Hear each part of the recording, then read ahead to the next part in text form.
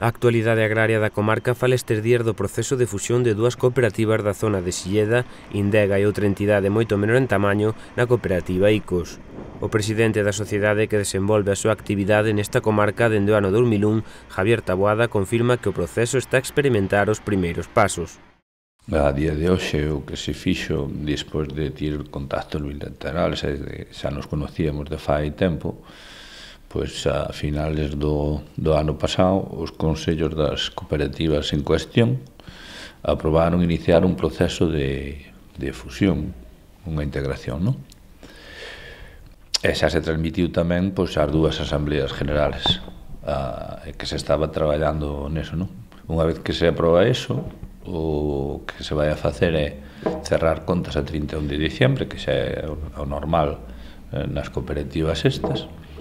Eso normalmente acabas cerrando entre o 20 e o 30 deste mes de xaneiro, auditar esas contas, porque é preceptivo, lógicamente o primeiro para que unha empresa sea viable, pois é a situación económica, non? Entón auditase contas, e unha vez que se auditen as contas, e se non hai grandes sustos, que como xa nos conocemos, pois é previsible que non, pois iniciase o proceso que hai que presentar á Asamblea.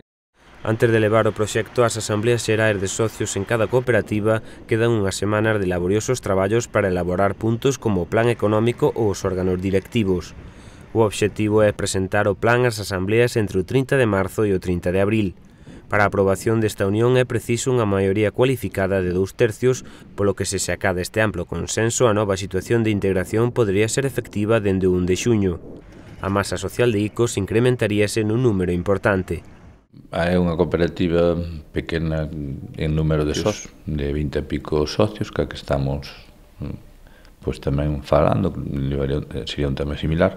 E despois a cooperativa de máis tamaño que é Indega, é unha cooperativa que ten en torno a 300 socios, pero con unha certa actividade, pois son 126, non? Entón, esos serían os volúmenes, decir, masa social en torno a 300, masa social económica traballando no día a día en torno a 126 gandeiros. A liña de sumar é unha constante en ICOS, que naceu da fusión de 4 cooperativas da comarca chantadina, e a súa repercusión nos gandeiros e agricultores é a do crecemento, segundo sostén Taboada. A pesar de que a principal actividade se centrou na gandeiría dende o primeiro momento, algo que se quere extender a esa comarca pontevedresa, as liñas de actividade foron máis aló nos últimos anos co traballo en sectores como o forestal ou a horta. Esta é unha liña que en ICOS se iniciou co proxecto en si de ICOS, que foi unha integración, unha fusión de 4 cooperativas aquí da zona sur da provincia de Lugo, entre cooperativas de Taboada, Carballedo e Chantada, non? E nós visto despois dos anos, máis que foron anos convulsos, visto o desarrollo do proxecto e as crisis que pasou o sector, pois o que estamos demostrando día a día é que se pode crecer, que se poden fazer as cousas ben, e que se pode ser unha boa ferramenta para que, neste caso, que a actividade agraria, fundamentalmente a ganadería, pois crezca. O ICOS funciona con as delegacións, e ali pois tamén se pode funcionar o mismo, con un criterio económico, con boa gestión.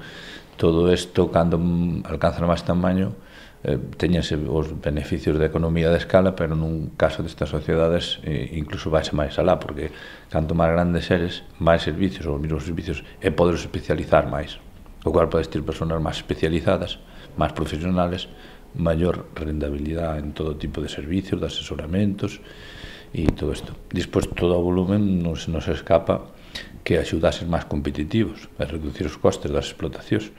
O plan de integración responde, segundo a directiva de ICOS, á tendencia xeral de concentración tanto dos gandeiros como das industrias.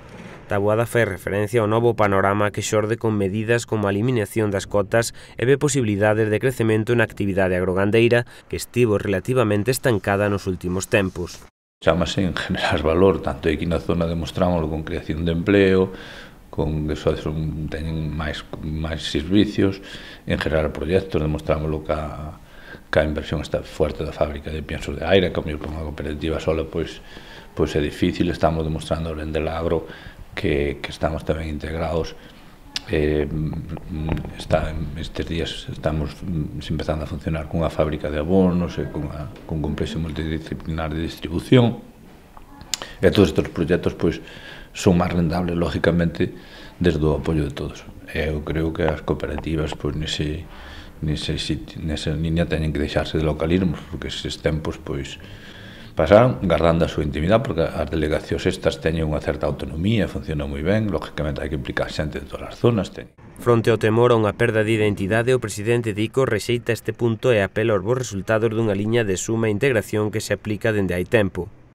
A identidade, unha persona ou unha explotación ten toda a súa identidade, vai ter toda a súa autonomía. Claro, algunha xente ao mellor pode pensar non, é que ti integraste, tes que estar nesa sociedade, é dicir, a xente de Indega ten que colaborar, ten que estar no Consello de Administracións da sociedade resultante, ten que implicarse en transmitir o que pasa ali, para nada sucede eso, sencillamente que pois, claro, cando creces, pois vas a outra estrutura. A xente os ganaderos de ICOS non van perder nin ganar máis identidade, nin van perder nada porque veñen outros ganaderos de Silleda, senón que se vai dar a fortalecer pois que os proxectos sean máis viables, máis sostenibles, sobre todo no momento actual e no tempo, que teñan máis desarrollo potencial económico.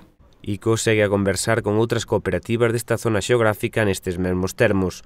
Un intento semellante de unión xa tivo lugar coa cooperativa Codeira en Portomarín, pero non chegou a levarse a cabo por un voto.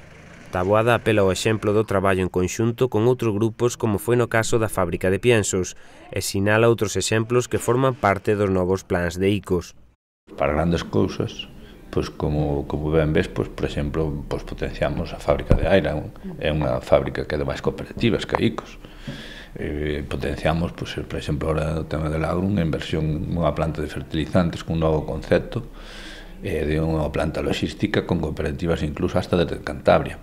É dicir, que nos queremos que o camiño é ise, é dicir, traballar cos que estamos cerca dunha maneira conxunta, e xa, despois en cousas moi donde pois é moi difícil o mesmo sistema que timos aquí, pois traballar en proxectos conxuntos de desarrollo, non?